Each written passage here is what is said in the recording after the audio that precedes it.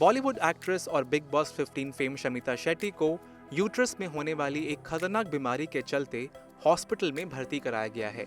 हाल ही में उन्होंने अपने ऑफिशियल इंस्टाग्राम अकाउंट से एक वीडियो शेयर कर फैंस को हेल्थ अपडेट दिया है। अब क्या है ये प्रॉब्लम, उसको जानने के लिए आप जल्दी से हमारे YouTube channel only my health को लाइक और सब्सक्राइब करें। और अब आप व्हाट्सएप पर भी हमारे साथ में जुड़ सकते हैं। स्क्रीन पर दिखाए जा रहे बारकोड को स्कैन करें और पाएं हेल्थ और फिटनेस से जुड़ी हर विश्वसनीय जानकारी। दरअसल उन्हें एंडोमेट्रियोसिस की समस्या है, जिसके दर्द से बचने और स्वस्थ रहने के लिए उन्होंने इसकी सर्जरी कराई है। सर्जरी से पहले उन्होंने एक वीडियो शेयर की थी जिसमें उन्होंने महिलाओं को इस बीमारी के प्रति जागरूक रहने की सलाह दी है। All the women out there, please Google endometriosis. You need to know what this problem is all about. Yeah. Why should they know? Because you probably have it and you don't even know you have it, and it's painful and it's uncomfortable. आइए, क्या है ये problem और कैसे इसकी रोकथाम कर सकते हैं, डॉक्टर से डिटेल में जानते हैं। नमस्कार, मैं हूं डॉक्टर आस्था दयाल और मैं सीके बिरला हॉस्पिटल गुड़गांव में लीड कंसल्टेंट स्त्री रोग विशेषज्ञ हूं। आज हम बात करेंगे एंडोमेट्रियोसिस के बारे में। एंडोमेट्रियोसिस एक बहुत ही गंभीर स्वास्थ्य समस्या है जो महिलाओं को रिप्रोडक्टिव एज यानी कि 20 से 40 साल की उम्र के बीच में हो सकती है और ये एक प्रोग्रेसिव कंडीशन है। ये हर साल हर माहवारी के साथ बढ़ती रह सकती है। एंडोमेट्रियोसिस है क्या? जब किसी महिला को माहवारी होती है तो गर्भाशय की अंदरूनी परत, जिसको हम एंडोमेट्रियम कहते हैं, वह खून के साथ बाहर निकल जाती है। लेकिन एंडोमेट्रियोसिस में यही अंदरूनी परत यानी कि एंडोमेट्रियम शरीर के और भागों में उगने लगती है, यानी कि गर्भाशय की मसल मायोमेट्रियम में या ट्यूब्स में या अंडेदानी में या पेरिटोनियम में या आंतों में या कहीं भी, इवन फेफड़ों तक भी वह जा सकती है। एंडोमेट्रियोसिस होने की संभावना 10% महिलाओं को होती है, लेकिन ये क्यों होता है ये बहुत क्लियर नहीं है। इसके बारे में कई थ्योरीज हैं। एक थ्योरी ये कहती है कि आपके एंडोमेट्रियम की लाइनिंग माहवारी के दौरान बाहर निकलने की जगह अंदर चले जाती है और वहाँ पे इम्प्लांट कर जाती है, जिसको हम बोलते हैं रेट्रोग्रेड मेंस्ट्रुएशन। एक और थ्योरी है जो कहती है कि आंतों के या पेरिटोनियम के सेल्स में मेटाप्लेजिया हो जाता है, यानी कि वो सेल्स बदल जाते हैं और एंडोमेट्रियम जैसे सेल्स बन जाते हैं। और कुछ लोग कहते हैं कि ये स्टेम सेल्स की वजह से होता है। पर हमारे जानने की बात यह है कि ये जेनेटिक हो सकता है। हो सकता है कि परिवार में अगर आपकी माँ को या आपकी बहन को या किसी परिवारजन को ये प्रॉब्लम है तो आपको इसकी टेंडेंसी हो सकती है। ये हार्मोनल होता है।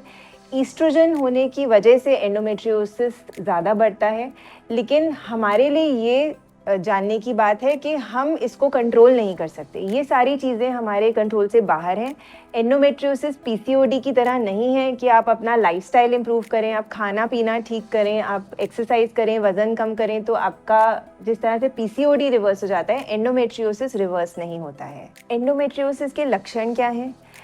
कई बार एंडोमेट्रियोसिस का कोई लक्षण नहीं होता और हमें रूटीन चेक या अल्ट्रासाउंड या सर्जरी के दौरान वो दिखाई देता है। बट कुछ लेडीज़ में इसके लक्षण होते हैं जो उन्हें काफ़ी परेशान करते हैं। तो इसका मेन लक्षण होता है दर्द, और ये दर्द आपको माहवारी के दौरान हो सकता है, माहवारी के आसपास हो सकता है, कभी भी हो सकता है, पेशाब करने के वक्त या लैट्रिन के वक्त हो सकता है, कई बार सेक्स के दौरान आपको दर्द हो सकता है और कई बार पूरा महीना आपको ये दर्द रह सकता है।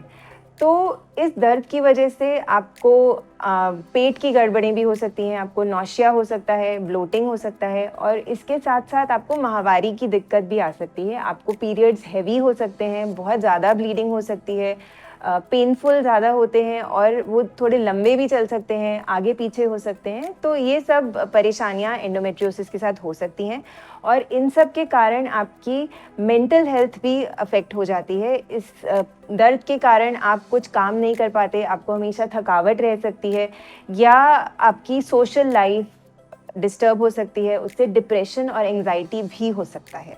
एंडोमेट्रियोसिस के कारण कुछ महिलाओं को प्रेग्नेंट होने में परेशानी हो सकती है और प्रेगनेंसी के दौरान भी उनको कॉम्प्लिकेशंस हो सकते हैं, जैसे कि प्रेगनेंसी में ब्लीडिंग होना या मिसकैरेज का रिस्क होना।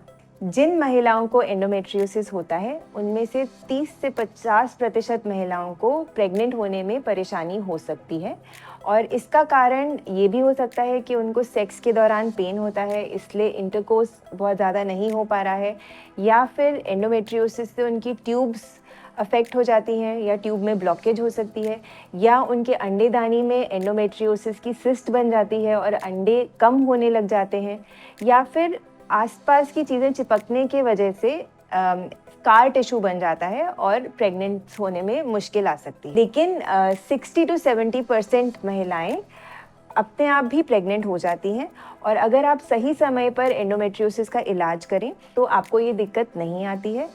और अगर आपको ऐसी परेशानी हो रही है तो इनफर्टिलिटी ट्रीटमेंट्स, जो कि हम दवाइयों से या इलाज जैसे कि IUI, IVF से एंडोमेट्रियोसिस के साथ कोई भी महिला प्रेगनेंसी पा सकती है। एंडोमेट्रियोसिस एक गंभीर समस्या है, ये एक प्रोग्रेसिव कंडीशन है। हर माहवारी के साथ एंडोमेट्रियम का टिश्यू इधर उधर उगेगा, तो हर बारी ये माहवारी के साथ बढ़ती रहेगी, लेकिन ये खतरनाक सिचुएशन नहीं है। बहुत बारी एंडोमेट्रियोसिस के लक्षण हमें कंफ्यूज करते हैं, और कई बार हमें कंफ्यूजन ये होता है कि ये कैंसर जैसा तो नहीं है, लेकिन बहुत सारे स्टडीज़ हुए हैं जिसमें कोई ऐसा ठोस सबूत नहीं मिला है कि एंडोमेट्रियोसिस से कैंसर बनता है। लेकिन हमें ये जानना ज़रूरी है कि एंडोमेट्रियोसिस का इलाज भी लॉन्ग टर्म होता है, क्योंकि ये बढ़ता रहता है, तो हमें लंबे समय के लिए इसका इलाज करना पड़ता है। एंडोमेट्रियोसिस ईस्ट्रोजन हार्मोन की वजह से होता है, और इसमें आपकी एंडोमेट्रियम यानी कि गर्भाशय की सबसे अंदरूनी परत पूरे शरीर में कहीं भी उगने लग जाती है, और हर माहवारी के साथ ये बढ़ता जाता है, क्योंकि हर माहवारी के समय ये एंडोमेट्रियम की परत उगती है। तो एंडोमेट्रियोसिस का इलाज है इस परत को बढ़ने से रोकना और माहवारी को बंद करना। तो जो भी इलाज एंडोमेट्रियोसिस के होते हैं वह उन दवाइयों के साथ किए जाते हैं जिससे माहवारी बंद हो सके या बहुत ही कम हो सके। तो कई बार कुछ लोगों को एंडोमेट्रियोसिस के कोई लक्षण नहीं होते, तो उन्हें कोई इलाज की ज़रूरत नहीं है। कुछ लोगों को दर्द के लक्षण होते हैं, तो उन्हें हम हार्मोन की दवाइयाँ देके उसको कंट्रोल कर सकते हैं, लेकिन उससे उनकी माहवारी भी बहुत कम हो जाती है या बंद हो जाती है। एक और डिवाइस है जिसको बोलते हैं प्रोजेस्ट्रॉन IUCD, जो हम यूट्रस के अंदर, गर्भाशय के अंदर डाल देते हैं। जैसे कि हम गर्भ निरोधक कॉपर टी का नाम सबने सुना होगा, उसी तरह से ये प्रोजेस्ट्रॉन वाला डिवाइस है जिसको अंदर डाला जा सकता है, जो 5 साल तक आपके गर्भाशय में रहता है, और वो एंडोमेट्रियम को उगने नहीं देता है, जिसके साथ आपको बहुत हल्का धब्बे जैसा माहवारी आती है, और एंडोमेट्रियोसिस भी कंट्रोल में रहता है। एक और इलाज है, जिन लोगों को प्रेगनेंसी चाहिए होती है उन्हें ये वाले इलाज नहीं काम आते हैं, क्योंकि इससे माहवारी बंद हो जाती है, तो उनके लिए सर्जिकल ट्रीटमेंट बेहतर मानी जाती है। उनको इनफर्टिलिटी ट्रीटमेंट्स भी चाहिए होती हैं, जैसे कि IUI और IVF या टेस्ट ट्यूब बेबी। पर सर्जिकल ट्रीटमेंट से भी अगर हम एंडोमेट्रियोसिस को पूरा क्लियर कर दें तो आप आगे चल के एंडोमेट्रियोसिस के लक्षणों से बच सकते हैं। सर्जिकल ट्रीटमेंट में लैप्रोस्कोपी से भी की जा सकती है या रोबोटिक से भी की जा सकती है। कई बार आपकी एंडोमेट्रियोसिस की वजह से अंडेदानी में सिस्ट बन जाती है, जो बड़े साइज की होती है, और उसके लिए प्रेफर्ड ट्रीटमेंट सर्जिकल ही होती है। अगर आपको भी ऐसे कुछ सिम्टम्स नजर आएं, तुरंत अपने डॉक्टर से संपर्क करें, और इस वीडियो को अपने फ्रेंड्स और फैमिली के साथ शेयर करें, और ऐसे और वीडियोस के लिए हमारे चैनल ओनली माय हेल्थ को लाइक और सब्सक्राइब करें।